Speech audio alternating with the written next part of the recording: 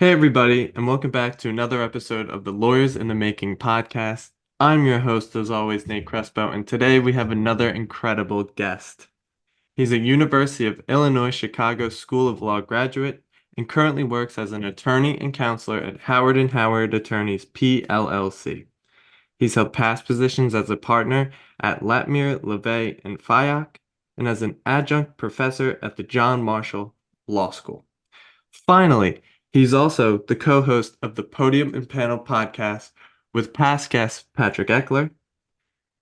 I'm extremely excited to have him on the podcast today. Mr. Dan Cotter, welcome to the podcast. How are we doing today?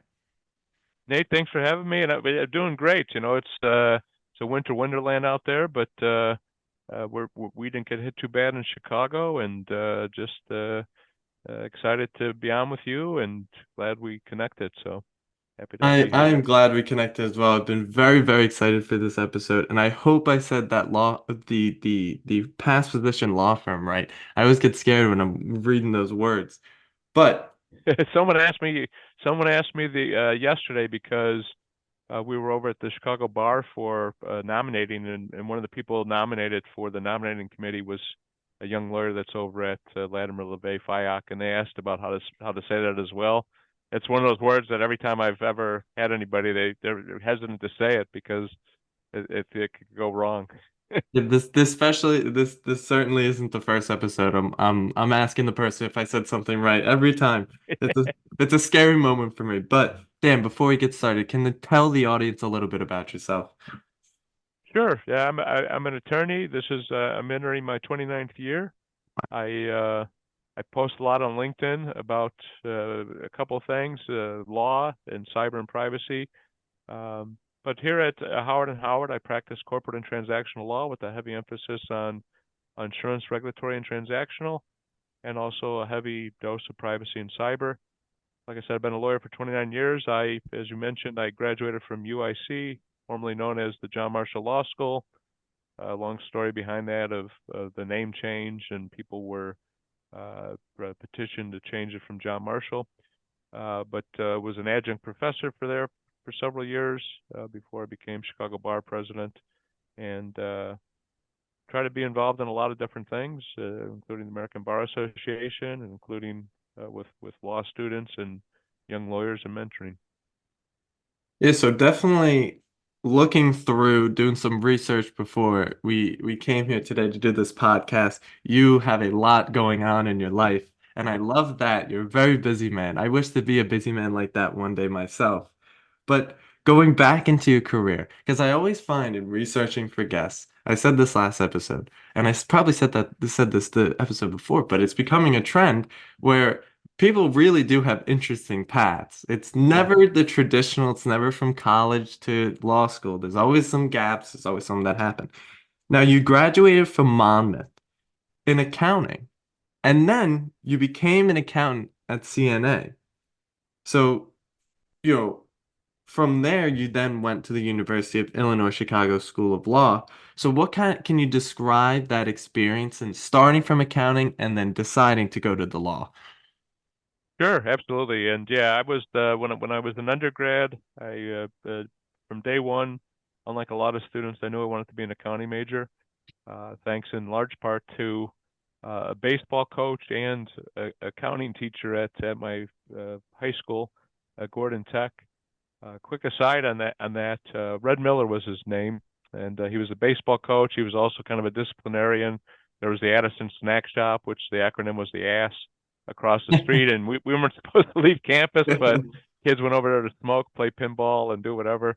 And he would sometimes jump out the window and go get those kids back. But in any event, Red Miller, uh, his track record, at least when I graduated, I took accounting from that class, and out of 700 guys that graduated my year, I don't know how many actually became accountants, but a lot of my friends did, and they're still working in accounting. So I got out of undergrad. I went to work at CNA Financial, as you mentioned. Was the one of the few places that offered me a job. I had no experience in accounting, just like a lot of law students have no experience in law, and they ask about that. And I was in a rotational program there and did very well, and then got placed into investment accounting. And one of the things you mentioned, I went to Monmouth College. I did a decent job on the football field and academically, and an organization, a National Football Foundation and Hall of Fame, granted me a postgraduate scholarship. Back then, I think it was like 25 or 3,500 bucks. Now they give like 18,000 bucks or 28. It's a lot more money, and if you're the winner of the whole, like there's a top award that they announced recently. You get like, I don't know, 50,000 maybe. But in any event, I get this letter in 1990. I got married 6 months before. Wow. I passed the CPA exam in '89. I get the letter saying, "Hey, your scholarship's expiring. It's been 2 years and it's going to expire in June of 1990." I'm like, well, I don't want to go get my MBA, and had thought about law school as an undergrad, but didn't really pursue it. And so I called all the law schools in Chicago and I said, "Can I audit a class? I've got this money." And they said, "No, you got to take the LSAT." And so I came home in like July after I got the extension and told my wife, "Hey, I got to go take this LSAT exam." She was like, "Whatever." And then uh, I took the exam and then I applied to law schools and got some unsolicited offers out of town, and then John Marshall and Chicago Kent were the only two schools that started in January, which was what the extension was that I negotiated. Right, I was a brilliant negotiator back in the before I went to law school. I got a 6 month extension on this massive amount of money, and so I got the offer from John Marshall. It had no money. Kent gave me some money, but not tons. John Marshall was right around the corner from CNA Financial, and so I called him back and said, "Hey, I'm gonna not take it unless I get some additional money." And so I got some additional money and started law school, and so that's how I got into law. And one of the things that I really liked just immediately was kind of the intellectual stimulation, the challenge of law school, which sounds kind of bad because anybody that's gone through the first semester of law school knows it's a rough road. But I really liked it, and part of it, what I think it was, Nate, is that I refer to law school, for those that are looking at it, as kind of a master's or an advanced degree in the liberal arts education. Monmouth was a liberal arts school, so even though I was an accounting major, I took tons of different philosophy, religion, language, all kinds of arts and stuff. And because it makes you critically think. You have to be a good listener, a good communicator. You have to be a good writer and read and digest a lot of information. And so that was kind of, I just loved it. Yeah, so I got a couple questions from that. First, what position in football did you play? I was very interested. Sure, I was a center, and so I was I was a center, and one of the things I read way back, and I've always had pride in, and is that the center position is typically, not always, but typically the best academic person on the team, just because the play calling and all the things that you have to process. But I don't know if that's still the case, but and I don't know post football if getting your head knocked around that it remains the case, but at least you start out with some brains in your head. Yeah, I mean, I'm a bit a couple years removed from my last football playing experience, but I would say as a former QB, I know all too well the complexities of it all. And the center is really is underratedly one of the most important positions on the field because it starts with them. Nothing Right? goes forward without the center. So we Yeah. thank you for your service as a center, Well, thank you. on behalf of the football community. So, also another thing is this is a bit of a callback. This is the second time I've heard intellectual stimulation as a very big draw for law school. Brian Ginsberg, I believe he was the third episode. Sure. He had talked a ton about because he did a ton of mathematics at Columbia, and then he eventually went to law school because he's taking these complex problems, he's breaking them down.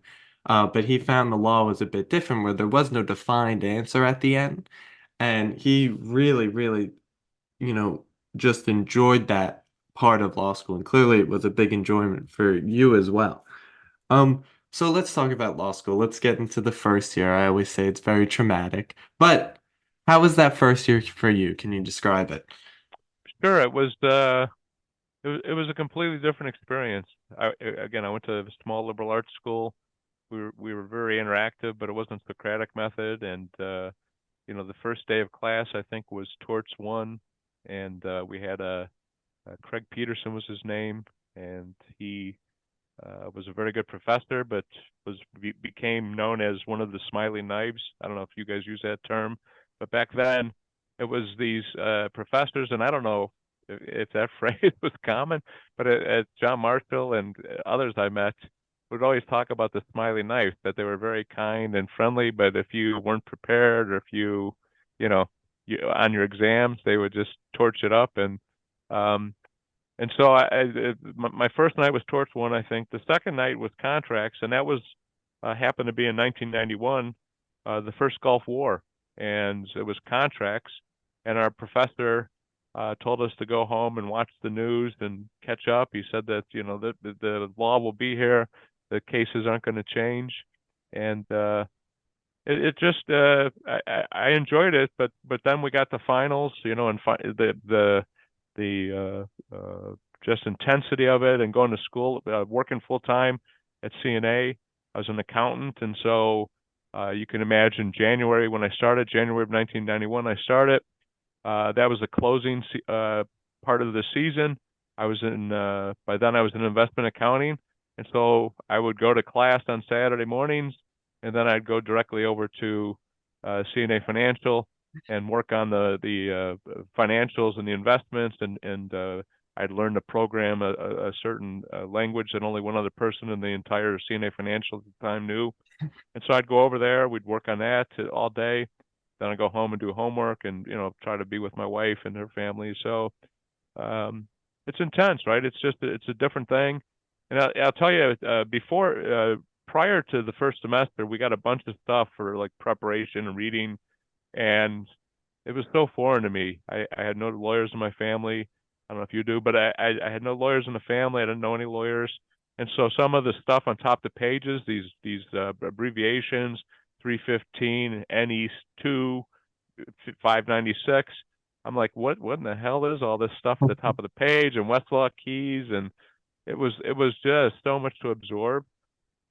And then again, it to me, the biggest adjustment I think for any law student is that in college, no matter what classes you have quarters, then you have exams, you have papers. Other than writing classes at law school, which you had papers and stuff, you got feedback. As we all know, this single grade in many of the classes, especially for the requirements, where you sat down for 3 hours on a given night at the end of the semester and regurgitated and tried to spit out and analyze as much as you could, and then you waited a month or two for your grades. And again, it's just the feeling was so like walking on a tightrope after being in college, and you get feedback. In my accounting classes, we had quizzes on every Friday when I first started in accounting. So it was a whole different ball game. Yeah, it seems that for law school, it's a lot of wandering in the unknown, a lot of uncertainty, and that's what I feel like makes it most daunting from what I've heard from people. Going back to the other point, not having any lawyers in the family. I don't know many. I think there's two lawyers in my family. They're a little distant though. So that was a very big reason in starting this podcast because like I'm just kind of wandering in the abyss over here. So, connecting with lawyers, kind of getting a better idea of what law school is going to be, what, future paths could be in my own sort of life, as well as people who listen to this podcast. I definitely would say I did my first legal internship over the summer. I worked at the DA's office, and I do remember the first time them handing me I think it was just like a motion. And I was reading it, and it's just, I had my computer right in front of me, it'd be like, I read one sentence, and be like, all right, I gotta reread that. And like, I would be typing in different words, be like, oh, this means this. Okay, so I'd write it in. I literally, like, half the page was crossed out because I'm just translating the whole thing, trying to get something. And then the citations, I was like, what is this? So it was very eye-opening experience to see that it really is a different language, that, the things that you thought, this word means in English, but in the law. it's it's on the other side of the earth in Right. terms of meeting. Now, in terms of law school, going forward, you were on the law review, mock trial, and number one in your class. Congratulations on that. I know it's been a very Thank long you. time since you did that, but that's a big achievement. Um, can Appreciate that. can you talk about the extracurriculars that you were involved in the law review mock trial, which is close to heart for me? I just retired, but can you describe it? Sure. Yeah, I again was fortunate enough to grade on to law review, and whenever that was, I think it was in my second year. It's a bit different, as you know, because if you go at night like I did, it's a 4-year process. You don't have as many credits. But the semester that I did a law review, I had law review, and I think I had 13 or 15 total credits, and it was one of my most packed semesters. And one of the things uh, I always remember on that is I was at CNA Financial, and so I asked some of the people that were in the law department that I'd met by then what topics might be good.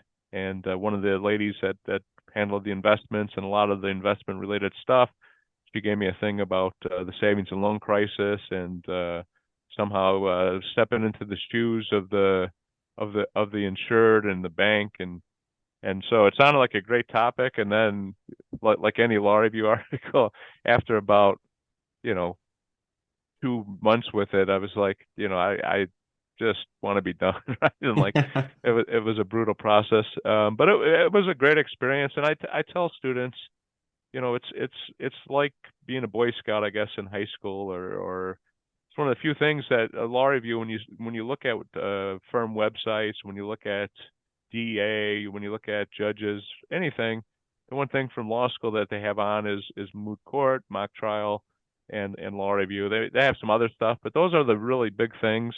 And so the experience was great. My note did not get published, and I was fine with that. And then I became an editor the next semester, and that was fun. My One of the students that was a year behind me, his article did get published, and now that I think about it, I need to reach out to him. We kind of lost track over the last several years, but that was fun. Mock trial to me was a blast.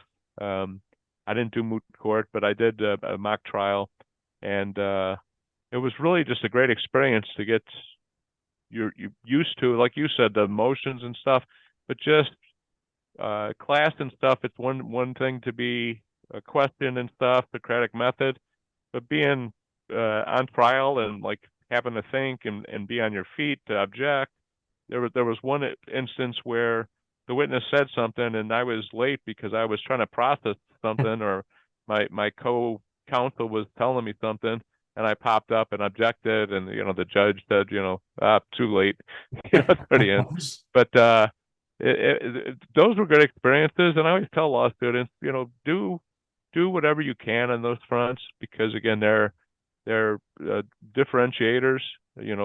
Everybody's came into law school very bright. Everybody's doing well, probably. Depending on your grading at your particular law school, but they're differentiators, and they can get you in open doors, because when people see moot court, mock trial, law review, uh, other types of research stuff, it just gives you a leg up, and really gives you entree. But as a night student, I think the biggest challenge for me was just fitting these things in. I also did an externship with uh, a person that did a lot of arbitrations, but he also did a lot of litigation, and that was the biggest, most fun I probably had in law school. He had one case where his clients had gone to Vegas for, I think it was New Year's Day, but it may have been some other event, and one of them got knocked over by the police. I don't, the video was kind of hard to tell, but there's video everywhere in Vegas.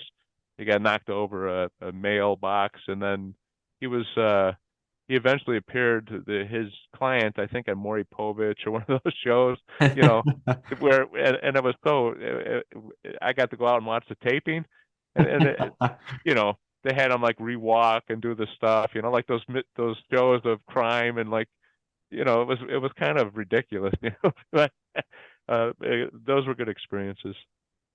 Yeah, I just want to say, you talked about mock trial. I have such a love for mock trial. It's honestly some of the best experiences I've had.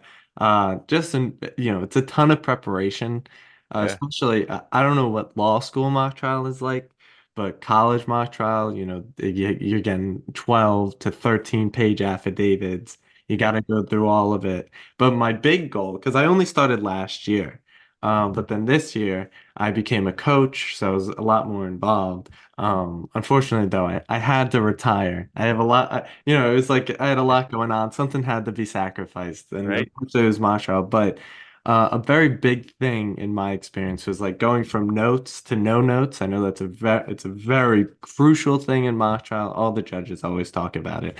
So I Yeah, really felt I had two cross examinations. Only did it with a post-it note. It felt great. It was, it very much taught me how to listen to people, though, like truly listen to people, see what they're saying, poking holes in what they're saying, even, when they do the direct examination, taking information from that and using it against them. It's like a very big thing that I found, but I always like to express my love for mock trial.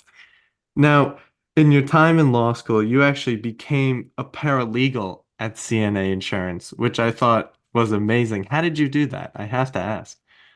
sure. And again, I didn't have a formal certificate or anything, but that was my title. So what happened was about halfway through law school, uh, 2 years in after my second year, one of my references for law school was the treasurer at CNA Financial because again I did a lot of work in that area, and so one of the things I did was I just decided I was going to write thank you notes to all of my references that gave me approval, my football coach, my her, and one other person, and so she called me up out of the blue. I was still in investment accounting, and she said, "Do you know anybody up in the law department at CNA?"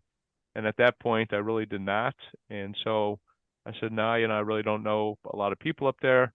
She said, well, the number two person up there is a guy that's, does a lot of work with me. He's a great person to meet. He's happy to have a conversation with you. Do you want me to send your information? And so I did. And so his name was Paul Horahan. And so I got invited up to him and sat down there, was very nervous. I'd never really talked to lawyers.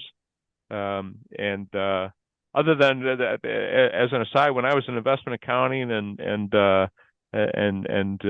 other accounting areas, I used to have to go up to the law department sometimes to get things signed off on and stuff. But they didn't know me from Adam. I would just go up there and like I got to see Tom or whatever, whoever, and they'd sign the thing, and I'd go, back down the stairs. But so I talked to Paul, and he says, you know what, we don't have any positions, but let's stay in touch. And then probably a month or two later, one of the paralegals in litigation had gone into the head of litigation's VP of litigation, who was an interesting guy that I'm still in touch with. And she's crying. She's like, I love this place, but my husband's he was a lawyer. He's moving up to Michigan, and so we're moving to Michigan, and we don't have an office there. Blah blah blah. All this.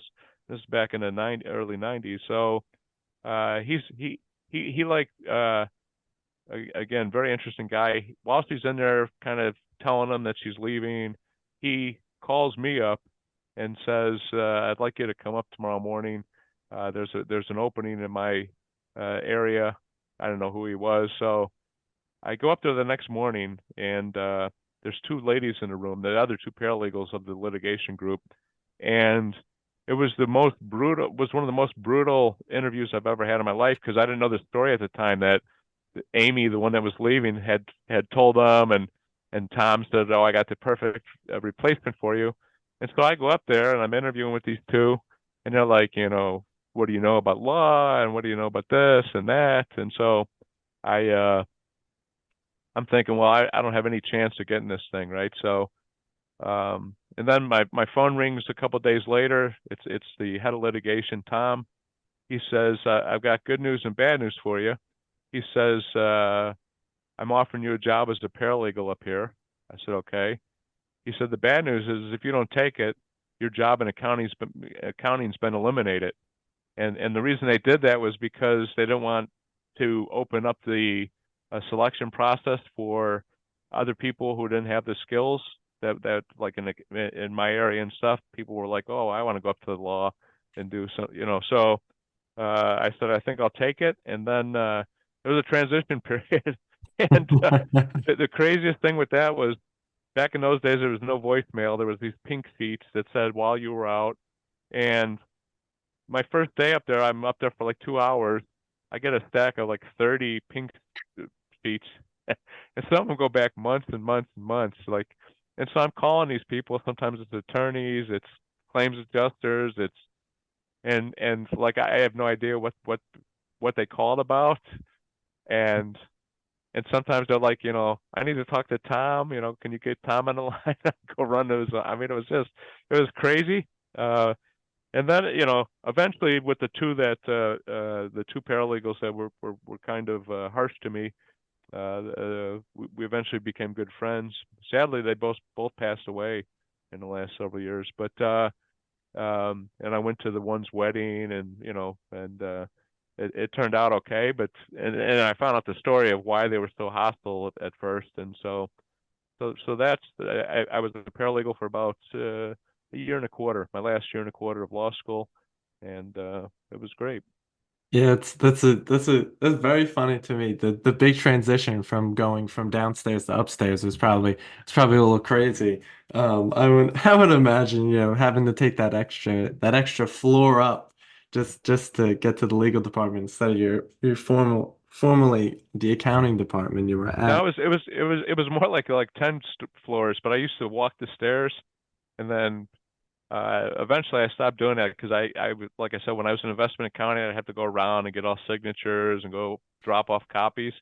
And went up to the executive floor one time, and I was all like sweaty and stuff. And it was like July, and the the stairs were very hot. And people used to run them, but I never ran them. But I'd walk up and down to get some exercise, and they're like, "What in the hell's going on? Why are you all sweaty?" Yeah, the place where I work at up in Albany, I serve papers because my dad owns a process serving company.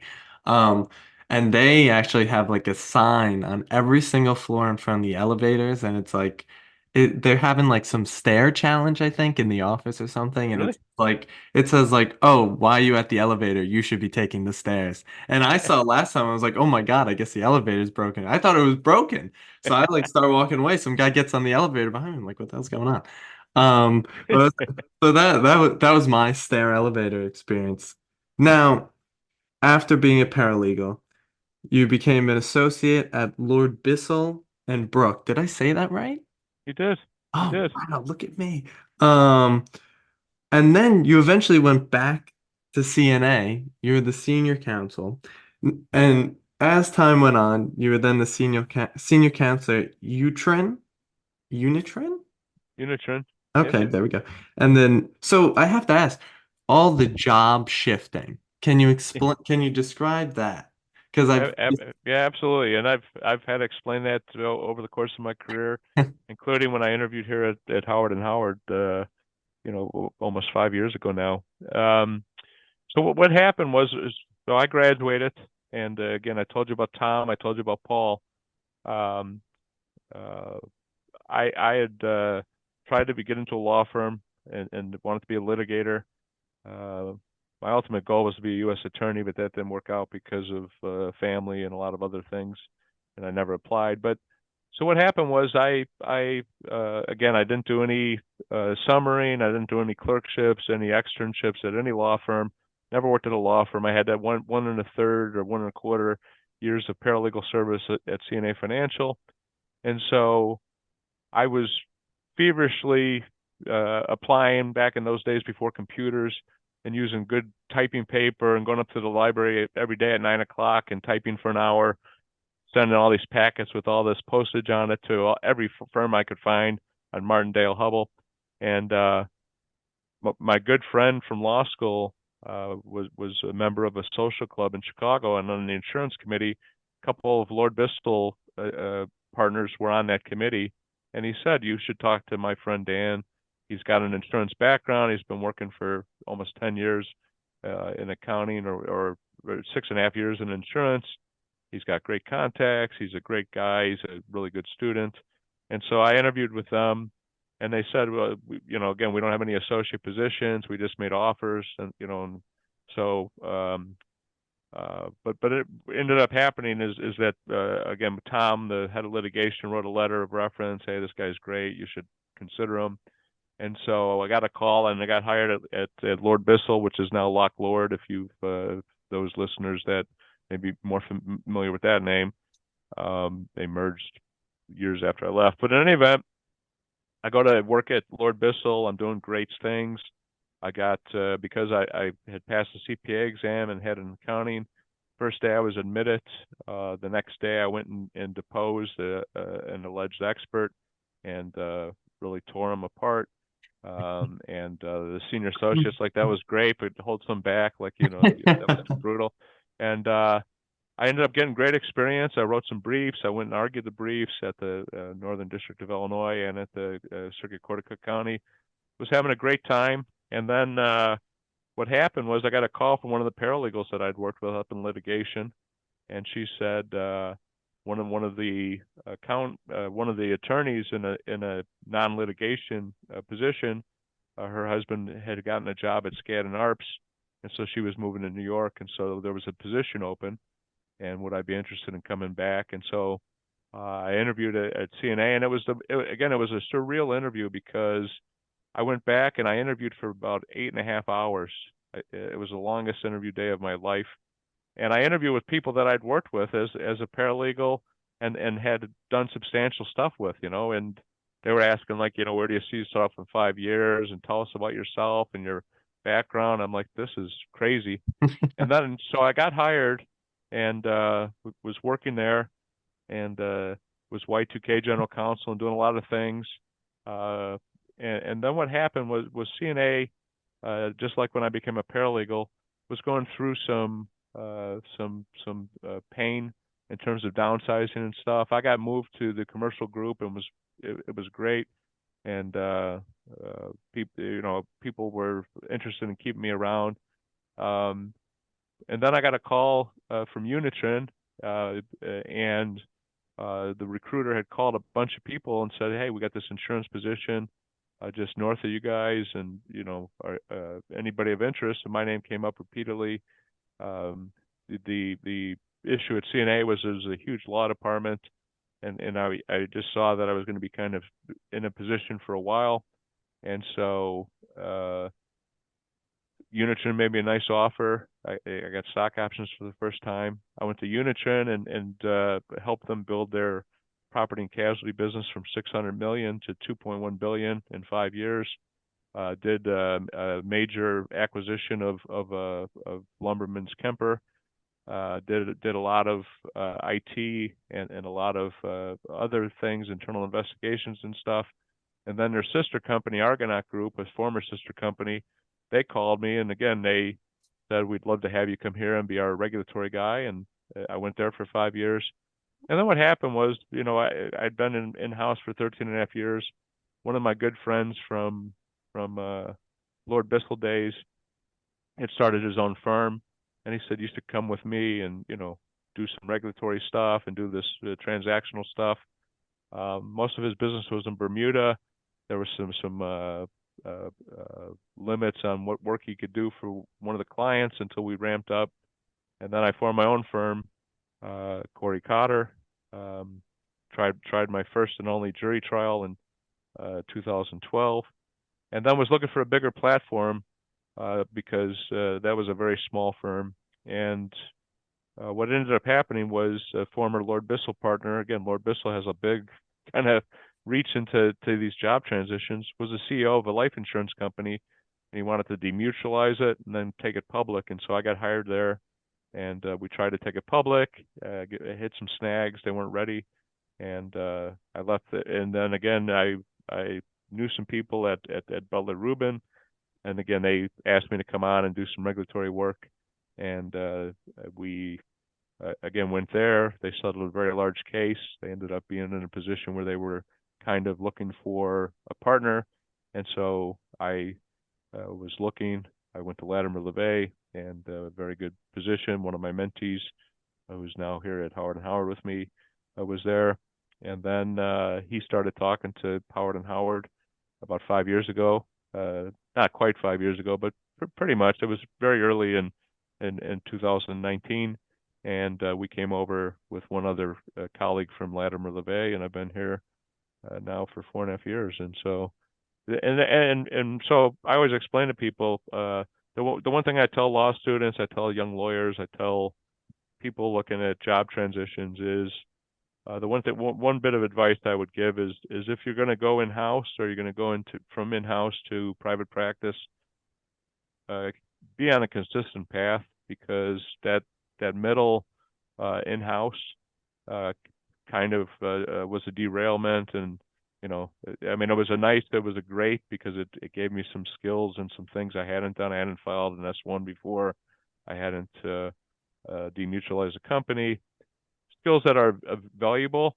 But that 2.5 years, was very good. And then when I went back to private practice, I had zero book of business, almost 50 years old. All the clients that I'd had and built up from scratch in the prior 3-year private practice had gone to other people. I'd put them in good hands. And so it took a long time to ramp up again. And it probably took, I'm back in private practice 8.5 years. It probably took, honestly, 3.5, 4 years to really get my sea legs about me. There's so much there. I have so much to say. Yeah. Yeah. So first I just want to say, I don't know if you watch wrestling. There's a guy, Edge, and they call him the ultimate opportunist. You are the epitome of the ultimate opportunist. Everything that came your way, you took. And I love that attitude. I love that mindset. It's a wonderful Thank thing you. to have. But I think another important thing that you kept talking about with all of, I think every single job you named, it was through another person. And you also are the epitome of who it is all about who you know. I know there's this one quote, I don't know who said it, but it's, your network is your net worth. Can you Yeah. talk about how important networking is and mentorship, especially to your career? I mean, every single job was through another friend. It's been through friends, and it's been through mentors, like the Paul at CNA that brought me back. As a quick aside, I forgot to mention it. So what I learned later was in February, after I passed after I left and went to Lord Bissell, Paul goes into Tom's office, the head of litigation, and says, "Hey, when's Dan coming back?" Because he thought I was just out for the bar exam.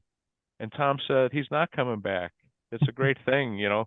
I helped him get a job." No, he sent me a letter, but uh, and the story was is that Paul was very upset. He's like, why did we not hire him? And Tom, to his credit, said, we don't hire right out of law school, right? That's always been the policy of this organization. But in any event, mentoring and networking and business development, all of those three things to me have been all that there is.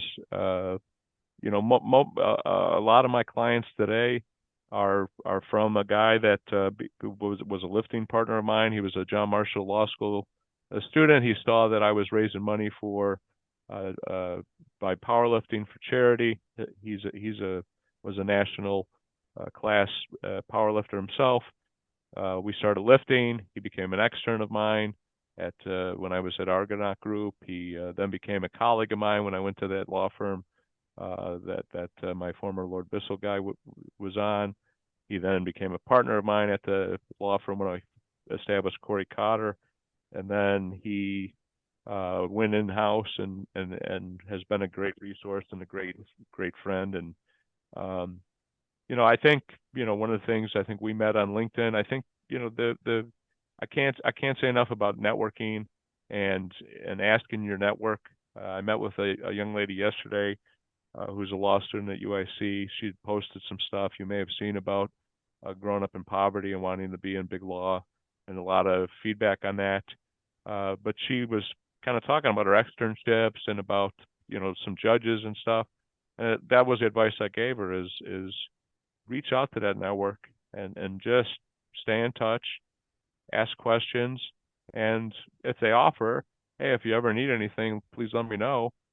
Take them up on it, right? If there's something that they can help you with, they will, and that's been my philosophy. I have a lot of mentees myself because I've had the benefit of people like Paul and Tom and Dick Hemmings, who was the CEO of the life company that I went to try to take it public. That there are such mentors and strong people, and I can't tell you how many times I still reach out to folks that I've worked with in whatever capacity, whether they're lawyers or non-lawyers.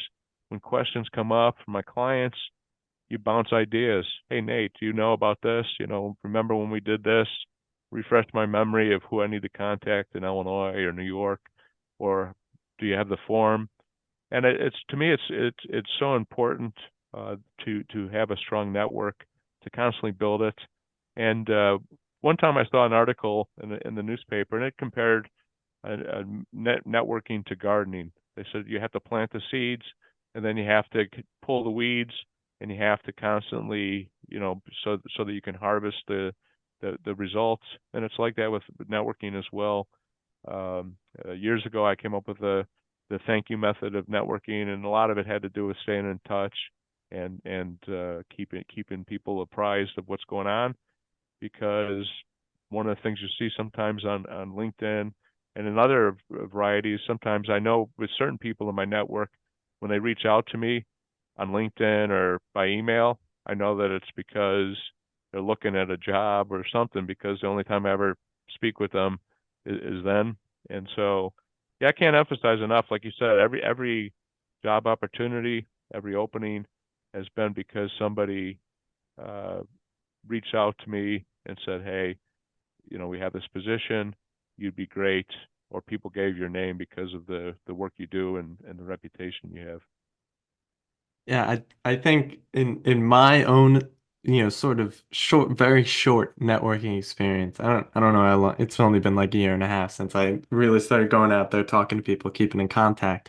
But I would say the most, I guess not surprising thing, but I think kind of eye-opening was how personal people are, and the ability to just talk to people, and their willingness to answer and their willingness to help. I think a lot of people out there, just like yourself, you have a ton of mentees. I think people are very, very, they want to help. They really want to help you. They have your interests in mind. And I think that was one of the most important things for me when I felt, maybe, or should I reach out to this person? Just do it. Right? That was a big thing for me. Just like, you just send the message. If they don't, the worst thing that could happen if they don't answer, and the best thing that can happen is they could get you a job that can change your life. And I'd rather, if putting it in probabilities, I definitely take the latter. I think also as well, especially for yourself, not I'm a philosophy major, so it's like I have to put a little philosophical spin on it. But I think especially for yourself, you're always putting good energy out there. You're always touching people, not actually touching people, but talking to them and interacting with them and helping them. I think especially in life itself, from what I've seen in the short 20 years that I have on this earth, is what you put out there always comes back to you in some way, shape, or form, and that is especially true for yourself, Dan. I mean, every single person you met throughout your legal experience have somehow seemingly helped you in some certain way to get you up that ladder. Um, Sort of switching gears here, I have to ask about the business development of law firms. No one on the podcast so far has had this sort of background, and I just have to ask. You said something about unmutualizing or demutualizing something. Can you? This is just a Yeah. question for myself, honestly, because I'm interested. What kind of goes into that, or what even is that? So there are different forms of insurance companies or other corporations, and so like banks, you'll see thrift. If you ever see thrift savings, that's like a mutual of banking.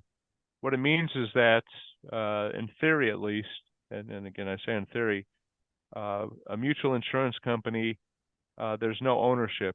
You can't, nobody can own it.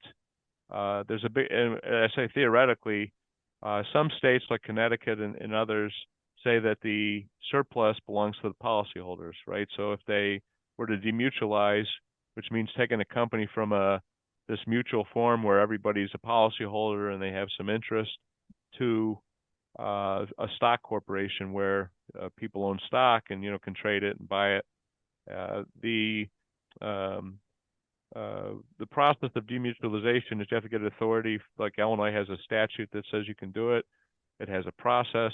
You have to get board your members, all the members. There has to be a majority that have to give you approval, and there's a process of it.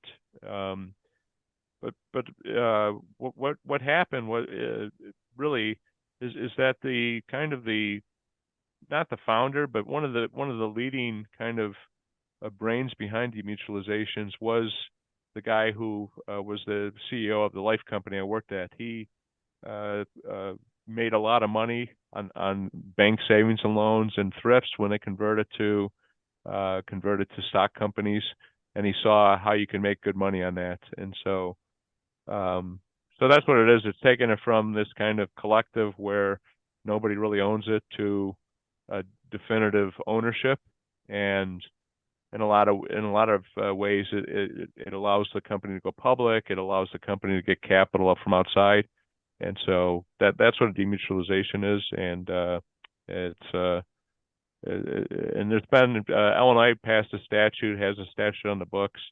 I think there's been 4 or 5 demutualizations in Illinois. I've been involved in, I think, every one of them in some aspect. Just because, again, I worked at that company that was trying to become the first. It didn't make it to be the first because of some other hiccups, but had the knowledge, and so that's what that is. Is it a sort of, listen, I know nothing, but is it sort of like growth mechanism? It It kind of is. It mutual is. caps it off, and then this allows it. Yeah. They said Yeah, because outside capital, so with the mutual, other than the premiums that it gets in the door and its investments, it really doesn't have a way to get financing, right? So, I mean, there's some esoteric ways that they can get some notes and loans, but it really kind of constricts them. So, and a lot of these mutuals are on the small side, so they can't really expand. They can't do new products, and so this is a way, yeah, it's to grow and expand, and that's typically what it's done for. yeah, that was more of just a personal question for myself. I was very interested in it, Yeah, I've never heard of it before, so I have to ask those things. Now, you've been talking about it. You've been saying it a little bit. You've been talking about lifting, and I myself I started going to the gym my senior year of high school, and I don't think I've missed a day since. I am wow, a lover of the gym. It is like I call it my church. It's like, people go to church every Sunday. I go to the gym every day. Is I can't talk about the gym enough. I think it's one of the most wonderful things.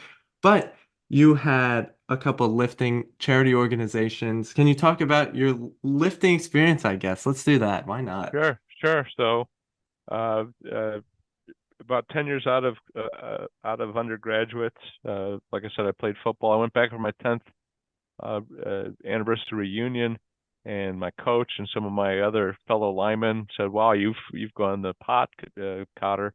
And so I came back. I came seriously. This was the October of '98, and I'd in the 10 years I'd taken and passed the CPA exam in 2 attempts.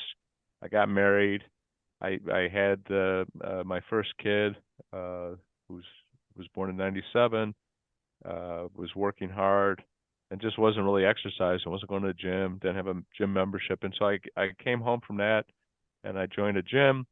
And then one of my buddies, who's now at the Southern Mississippi, is that the right title? So I think it's Southern Mississippi. He's a track coach.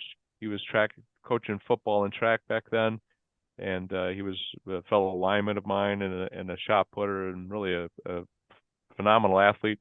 He said you ought to think about entering some powerlifting meets or doing just to give you a focus and goal, right? Because it's otherwise like a lot of people that join gyms, they join in, January, and then by February they're done because they don't have a routine, they don't have kind of guidance. So I started looking at that and started competing informally. Didn't know what the heck I was doing.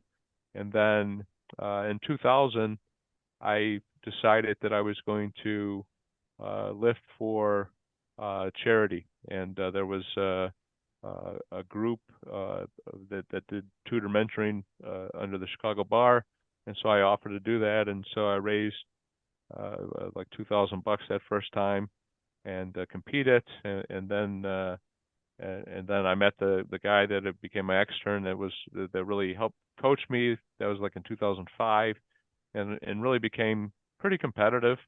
I was not world class, but for my age and for not having any real good techniques and stuff, I got pretty decent. But more importantly, I raised over about 10 or 12 efforts.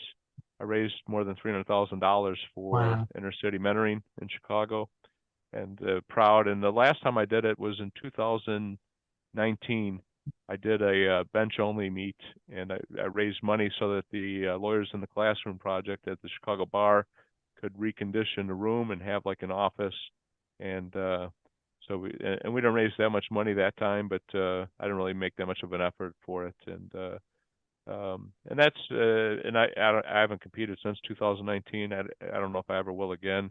Now I'm more into interval training and trying to make sure my health is in better condition. Like you said, I post on that on LinkedIn, and that's more for an accountability standpoint, just to show, and uh, and I weave it into business if I can, without revealing too much about business, because my clients probably don't want to be mentioned all the time. So Yeah, I always see I'm always on the LinkedIn. I always see your posts. You're always either in the gym, traveling, so always traveling, always yeah, some not in Chicago.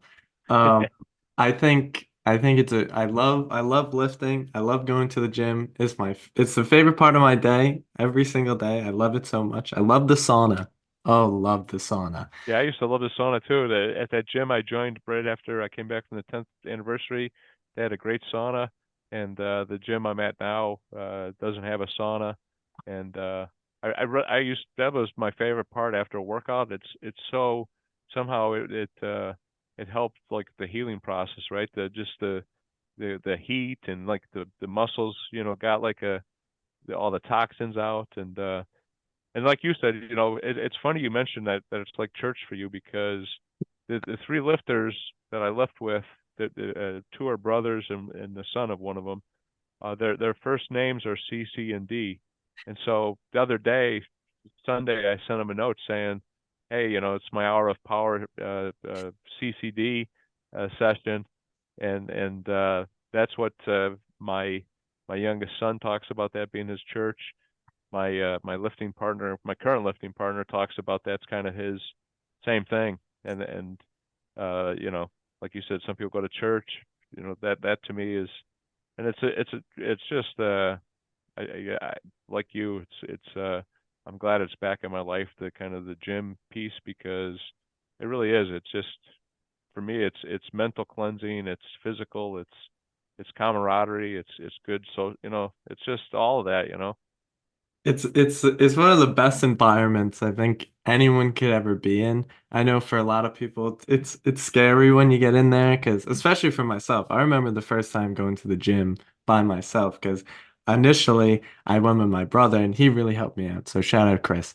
But he really got me through it and then finally going by myself. It was honestly probably like a top 10 scariest experiences of my life Yeah, because I don't know what I'm doing. I don't know what to do. And I'm scared that people will look at me and be like, what the hell is this guy doing? And like, I'm doing like the shoulder press. And I'm like, am I doing this right? Are people looking at me? So right. it's a very self-conscious thing sort of experience where it's like, oh my God. But, now I've had, it's been, I think it's like 4 or 3 years. So I have a lot more experience. Obviously, I'm a lot more comfortable in the gym now. And I fell in love with it. So Um, so so you remind me of when I first went back. I went to World Gym in '98. I joined, and uh, one of the first days I was in there, I did like a week of machines, and then to your thing about fear and stuff. So I had played college football, had been lifting since I was like 13, 12, 13, but had taken this big hiatus, and got fairly strong in college, and then I'll never forget it. I had like 135 on the incline, and back in those days, it was the end of the era, I think, 98. But they had like a gym supervisor, and this Hmm. guy, he was sitting like in a chair, kind of watching over the stuff. And so and I do this incline. I maybe do one rep, maybe two, and then it sticks on my chest, right? And I've got collars on, and he comes over, and he pulls it up and puts it back in the rack, and he's like, "Hey, dude, you might want to think about just using machines with your lack of strength." And I was like, "Wow, that's humiliating," you know? It's just, Yeah, so, I've certainly had my fair share of getting stuck. I know that feeling all too much, and sometimes you just gotta laugh it off. right? I was just laughing. I start dying laughing. I'm like, oh my God, I can't believe that happened. Gym supervisor is crazy, by the way. I didn't even know that was a thing. Yeah. I've It to this day I really don't understand it because he was almost like a lifeguard. I swear to God, he was like in a chair. And at first I thought maybe he's lifting and doing something else, but he was like near a beam and like just sitting there. And he looked kind of like a lifeguard. He just had shorts and a t-shirt on. I think he had flip-flops on and was listening to music, whatever. I mean, it's like I don't, maybe they had enough knuckleheads like me that that needed to be saved. I don't know. Yeah, I've never heard of it. I've never seen a gym No. supervisor at any of my gyms, but I had a question before that. In terms of powerlifting, I the gym I go to in Albany, ABC Fitness, I always say it on the podcast because it's my favorite gym I've ever been to, and I definitely been to my fair share of gyms. I'm happy I get to go there every single day in Albany. But I know a little bit about powerlifting. So, what was your favorite event? Are you a deadlift guy, squat? Do you like the axle throw, the circus dumbbell, the Atlas stone? What is it? Now, when I powerlifted, I didn't do any of the strongman stuff. I mean, I've done Oh, some of that stuff in prep, but squat, bench, and deadlift. And back when I was lifting, deadlift was probably in the actual competition was my favorite before kind of the CrossFit craze. Now I mean it's amazing when I go to meets now or when I see kids in the gym or not just kids but adults. The amount of deadlifting, surpasses what my best lifts were. Back then they were decent, but the deadlift was weird for me because probably twice or three times in my powerlifting career. So I did it in 2002. In 2003, I got injured. I hurt my back with like a light deadlift, and I got distracted, or my leg was misplaced, and like my lower back got jammed. I mean, I don't know if you ever had that. But I couldn't have. really walk for a while.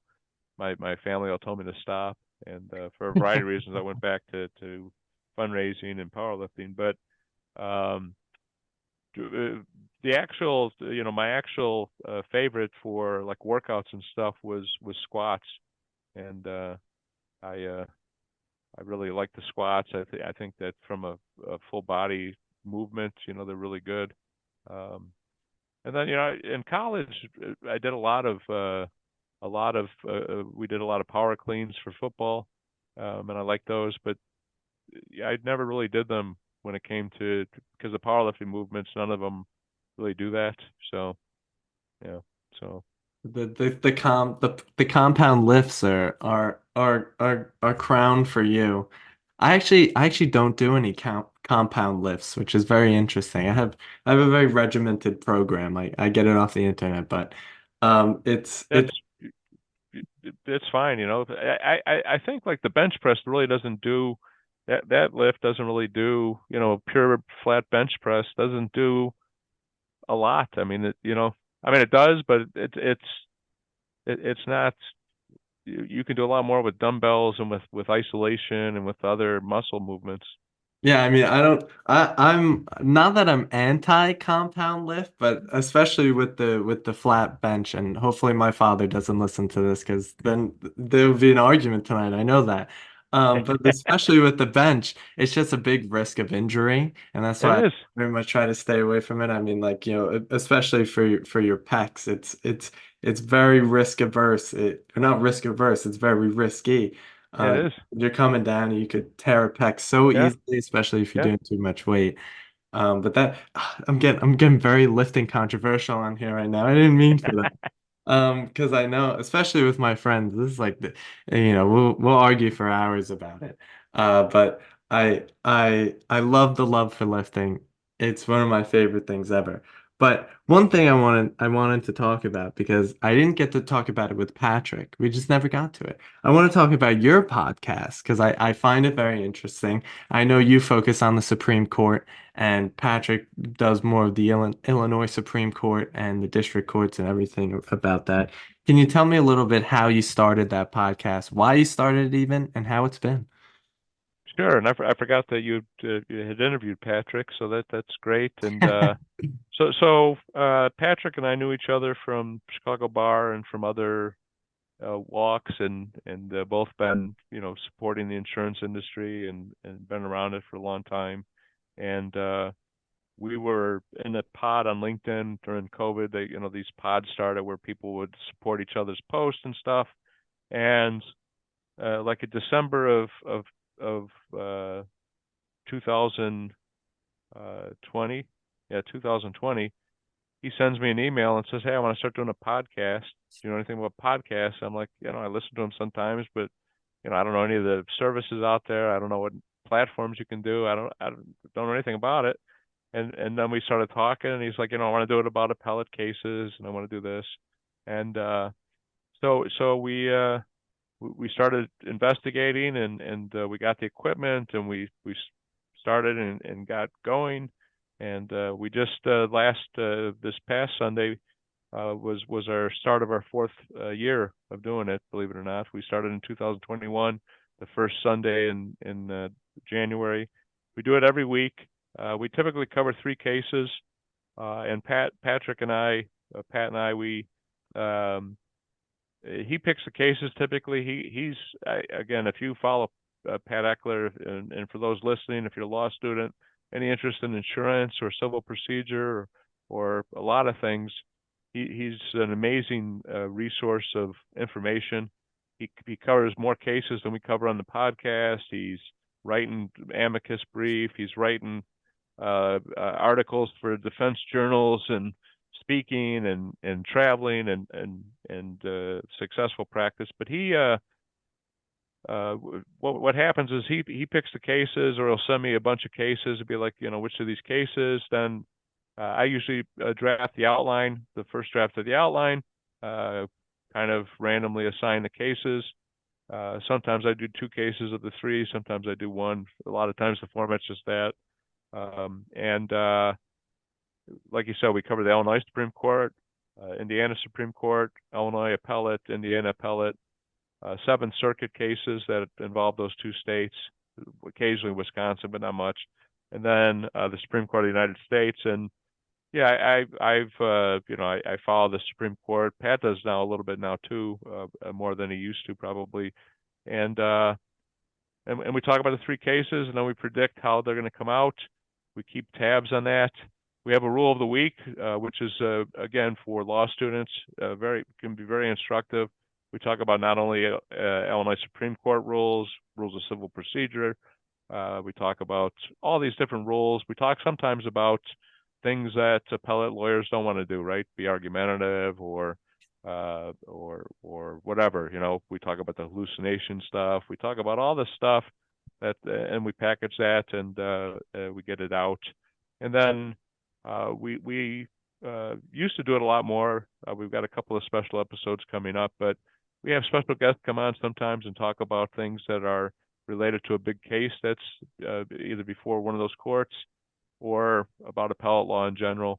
And it's been great fun. And the biggest issue with any podcast, as you know, Nate, is getting the following. And we're so niche that we're really I mean, we're focused on appellate cases. So there's in Indiana and Illinois and Seventh Circuit. So that's like there's maybe a couple hundred people that ever go to any appellate court, and then the Supreme Court's much more followed. But we enjoy it, and it's more a work of love. For Patrick, it's great, I think, because I think it ties in with his practice a lot. He does a lot of the cases and stuff that we cover. For me, I'm not a litigator primarily, but the privacy and cyber stuff we do, and just in general, I still get referrals, I get calls, I get inquiries because people I think have seen that I at least seem to bluff that I have a knowledge of, the cases we're talking about and some of the intricacies. Yeah, I think, ooh, first of all, shout out to, if anyone's out there listening, Podium and Panel Podcast is the place to be. Um, Thanks. I have listened to a couple episodes before. I love your intro music. I think it's so Thank you. beautiful. I want my own intro music. I'm still trying to figure it out.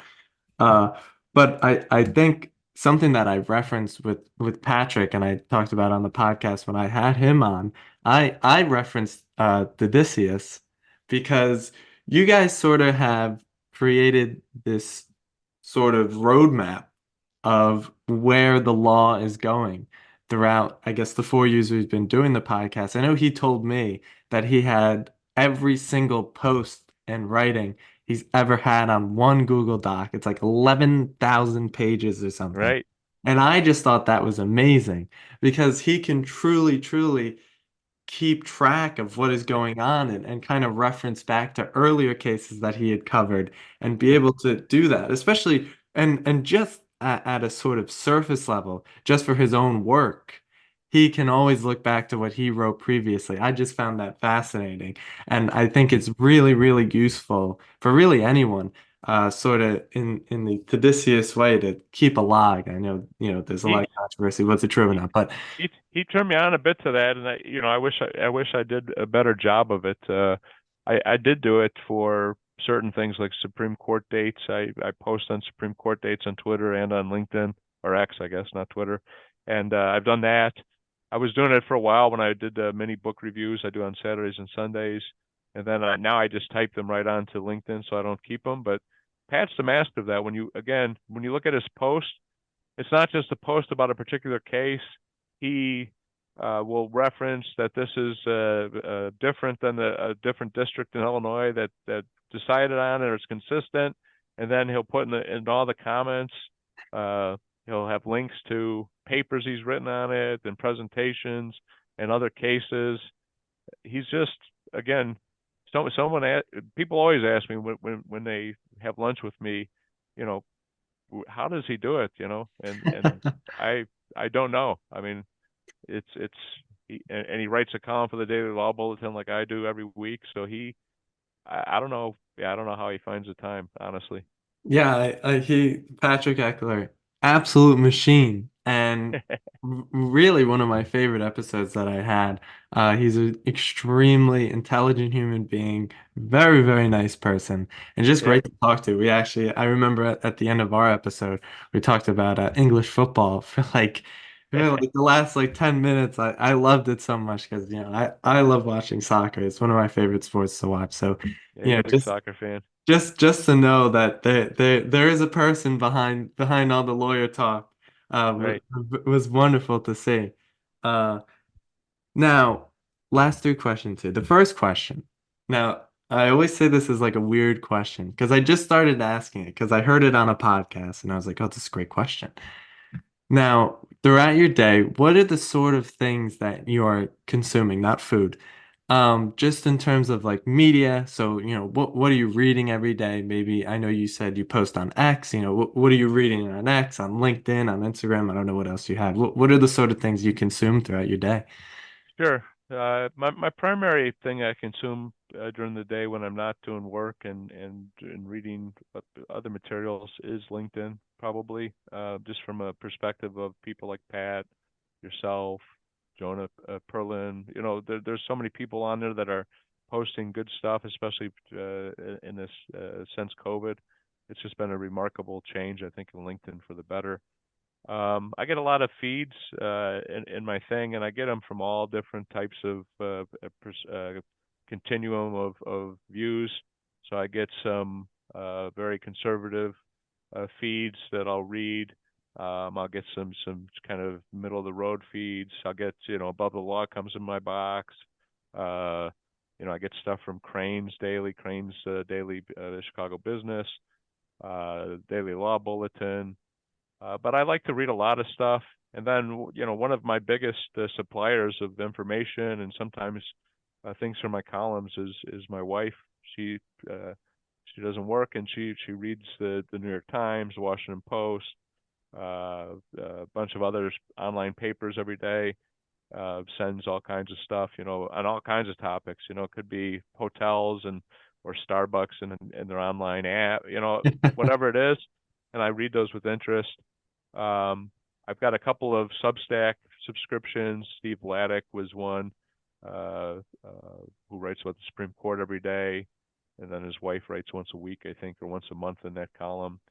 I read Geithner. I read a bunch of that stuff as well. I look at SCOTUS blog every day, given my interest in the Supreme Court. I get a lot of stuff from friends and people in different organizations that will send me articles or things. Pat is somebody that, sparks like he'll send me texts and different articles. He sent me something the other day about the 14th Amendment and Section 3 and an argument by Steve Calabrese that the President of the United States is not an officer. That might be my next column in the Chicago Daily Law Bulletin for next Monday. Um, I understand where they're coming from, but I think that that's again, having worked in the corporate world forever and having worked at nonprofits, if you say that a president's not an officer because the bylaws say that he appoints all other officers or all officers, um, it's a bit of a stretch. And the one thing that I sent to Pat last night, he hasn't responded yet, I don't think, is the Office of Legal Counsel in 1973, when a guy by the name of Richard Nixon was considering whether he could be impeached and things. The first line of it talks about how it's an officer that's different than any other officer, including the Vice President of the United States. There's a 1799 Postal Act. John Adams wrote in there that free postage for life for all officers of the United States, including the president. There's that. President Trump, when his U.S. Postal Office, when he was sued on collecting rents while he was president, he had to remove to federal court based on the fact that he was an officer, and that statute for removal talks about officers, that the president's an officer. So there's that, and then I know that the Section 3 talks about Senate and electors, that the language was in originally. It's no longer there. I think what the Supreme Court's going to do there as an aside is I think they're going to say, you know what, he's an officer, but it's not self-executing, or secretaries of state can't, by fiat remove people. I think that's going to be the conclusion, but I've been wrong before. That's why we do predictions sure to go wrong on our podcast. Yeah, I love we're getting a sneak peek into next week's column here, live here on the Lawyers in the Making podcast. Um, you reference Above the Law. I think I'm subscribed to their newsletter. I always get their emails. I know they have this one guy I talked to. It was last year, so it was before I had any podcasts. I'm forgetting his name. But he had done this presentation for mock trial because I was the programming guy, so I set up all the programs and stuff. And he was talking about how like the US World and News rankings of law schools are so bad and all the, and so he was like, you should look at Above the Law because they have a very comprehensive list. They really break it down. I know it was like something like 25% of the ranking on US news is like from the people themselves. So like if you were Yeah, a judge and you're like, this is a good law school, it would boost it up the rankings. So that was like the yeah, big thing with it. So that, I know Above the Law. And speaking of Scoutist blog, Adam Feldman, he will be here Thursday. Very excited for yeah. that. So I'm became very close with Adam uh, in terms of his work. I've chatted with him frequently. He's reviewed some of the articles and stuff I've written. I was supposed to do a session for his class out in California, and I was. It turned out I had to be traveling that day because of a long story and a storm and things and weather delayed it, so I wasn't able to do that. But he and I are regular. We post each other's names sometimes on post. he's again, for your listeners, if you're not following Adam, you should be following him. He does statistics and analysis and is often quoted by uh, major media outlets on his work. He analyzes how much time each justice speaks. He talks about the cases. He is really just a fascinating a person, and so that's great that you're going to do him on Thursday. And he's yeah, he's a wonderful person, and oftentimes in my daily law bulletin column, I cite or quote him and give a shout out to him, Steve Laddick sometimes, others, just because his work is always very usable. Recently, he talked about he did an analysis of precedent overturning, and I had written some kind of extensive papers on that, so I shared them with him. And just an interesting person. So it's another person that LinkedIn has been great for him. I think he was on Twitter for a long time, and then I think he eventually made the jump over to LinkedIn, and I think it's been very good for him. Yeah, I remember seeing him a while back. I forget how I had found him, but I found it very interesting. And I think what he does in his life is very, very interesting, sort of that judicial behavior. I know he does teach public law at the university he works at. I'm forgetting the university he works at. But Santa Barbara, is it? I think it is Santa Barbara. It's somewhere in California. Yeah. California's a big state though. But I would be very interested to talk to him about that because I was fortunate enough. I took public law last year, and I found it a very fascinating class. I never really was able to look at things from those sort of perspectives. I know there's like the big three judicial behaviors, and it's like do judges do it by the law? Do they have an attitude, or is it oh, I forget it's like the median one where it's like the Senate and thing. I don't know. Yeah. But it was taught by Matthew Kirk, who's one of my favorite professors ever. I will forever shout him out. I will be 80 years old still talking about Matthew Kirk. So Which is I love great. love shouting him out. One of my probably my favorite teacher I've ever had in high school, middle school, college, and he's only an adjunct professor. He's not even a doctor yet. Um, Wow. so he's not a lawyer in the making, but he's a political theorist in the making. His dissertation out soon. This is So important stuff. Yep. absolutely. Now, second to last question here. You're always working, you're always traveling, lifting weights. But what does an ideal Friday night or Sunday morning look for Dan Cotter? So Friday nights, it's preparing for the podcast a little bit, and then hanging out with my wife of 35 years and change, and usually watching something, ordering out or eating some food that we've ordered or she's made, and watching. We did a run of Game of Thrones recently. We caught up on that and finally watched it and really enjoyed it. We're watching now White Lotus season 2. We just started that last night and really got a hoot out of the first season. And so that's Friday nights, and then I'm usually in bed pretty early. I passed out and want to get up early Saturday morning to get my workouts in with my CCD for Saturday. Sunday mornings is what's typically been happening in recent weeks is that Pat and I have been doing the podcast early, 7:30, 8 a.m. just because of travel and because of other circumstances. But so Sunday morning for me is typically before we shift it is again meet with CCD, get my hour of power in again, get back to the house, clean up, do the podcast, and then as often as possible when I'm not traveling on Sundays, I tend to go over to my dad's apartment. He's at independent living. Last Sunday was really kind of gratifying for me because he's lost his hearing. He's about 90 years old. He'll be 90 in March.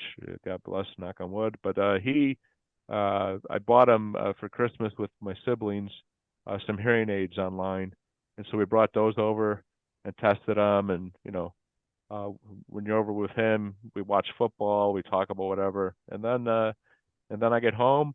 And again, one of the things that my wife and I have started doing again with the winter here now is we try to get a yoga session in on Saturday or Sunday, and and then and get ready for the next week. So that's kind of the weekend, and a lot of reading in between.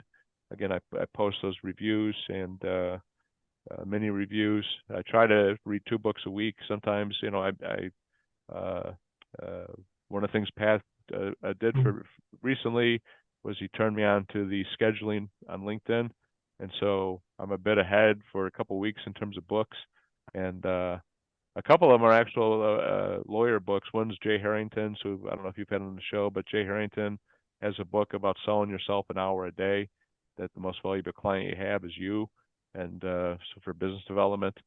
And then there's another book, I can't think of the author, but it's called the T-shaped lawyer. And again, it talks about having a very broad base and knowledge, but a lot of stuff we've been talking about on the show, the networking, the business acumen, the kind of keeping in touch, and then being deep. That T is the deep, actual knowledge on something. And so those are coming up. But yeah, that's my weekend. And then they're always too short, right? And then we're back in the saddle. Back at Monday. It always comes back Yeah, to Monday. right. I can tell very much, Dan, that you are certainly not afraid for any new experiences. Doing yoga, reading all these books, trying out LinkedIn. I love it. I love it so much. And definitely Jay Harrington. I will find him because I love the concept of selling. It's like, well, I don't know why. I'm fascinated by it. And to hear that there's a book out there and that he's an author, Yeah, I will and certainly. he's a former lawyer, and a very successful one. He was at Big Law, then he was on his own with some people. Now he's a coach and for law students, and so yeah, look him up, Jay Harrington. And he posts great content as well, a lot from his book, but a lot of just stuff, a lot of wisdom on time management, on other things, your mental well-being, all that stuff. Yeah, a couple episodes back, I had a Hersha on, and he worked at On Deck Capital. He was like a loan salesman for 7 years, and then he decided I'm going to go to law school. So we had a very extensive talk about selling and selling yourself, and in every interaction that you have, you're selling a little piece of yourself as well to in in sort of in tandem with the deal that you're making. He talked a lot about when you're a salesman, you're talking to people, you take a different approach. Is this my friend or is this a client? And you just do that in order to make the sale. So I found that very fascinating. Now, the last thing, Dan, the last thing that I do on the show, every single time, I always have the words of wisdom. Dan, what are your words of wisdom for the law students, the legal professionals, and the aspiring lawyers out there? So my word of wisdom is something that I when I had lunch this week with the yesterday with the law student who's looking to be in big law. When I talk to my kids, when I talk to anybody, law or not, is think of yourself almost being like one of those money win machines, and be willing to grab all the money you can, and all those things. And the other kind of visual image I give is think of having a quiver on your back, and pick up as many arrows as you can and keep putting them back in the thing like a video game, right? So you have, at the end of the day, your quiver is about the size of you, and you got so many arrows, and those arrows are different experiences. And so we talked a lot about my kind of shifts in jobs and things. And so when I went back to CNA Financial, I had 2 years of experience as a lawyer. I was a litigator, and didn't know anything about corporate transactional. Knew a little bit about Y2K because we were doing some advisory, and I quickly became the Y2K general counsel. Nobody else wanted it. I was a global runoff for a while, dealing with stuff in the United Arab Emirates and in Australia, trying to fix problems that CNA had inherited. Was doing startups for warranty, and became the kind of person that people went to that said, "Hey, who can do this job? Who can get something done and get it done effectively?" And then that kind of piggyback. So when I went to Unitron and then Argo, it was all built upon, right? It was like, okay, well, this guy, and again, I think of that, those there used to be a game show, I think, right, where you were in the wind tunnel, all the money was Yeah. grabbing, and you grabbed as much and whatever you had in your hands at the end of the day. Um, so that's one. And then in a like manner, we talked about business development a little bit, Nate. I think that it's the same thing there. Grow your network. Uh, don't be shy about reaching out to people that might be a stretch that you think, well, they're never going to be friends with me. I've become friends with Brian Cuban. We don't have time for that story, but uh, there was a Twitter post years ago. I don't even remember what it was about, and he like tore me a new one right on out in public, said I was ignorant and all this stuff. And then he sent me a private message like, "Hey, I'm sorry," all this stuff. But in any event, scratch on that. Stay in touch with them. And again, it's like the money machine because you can as a young lawyer, as a law student, start get to know your classmates, get to know the person at the Starbucks. Be nice to everybody as well.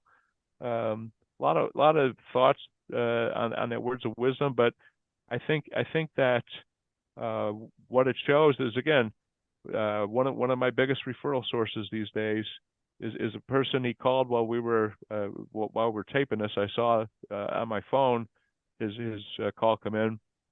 He was an extern for me. Then I said he went in house. I started doing work for that client. Then he moved to another client in a bigger role, and he started sending me business that way.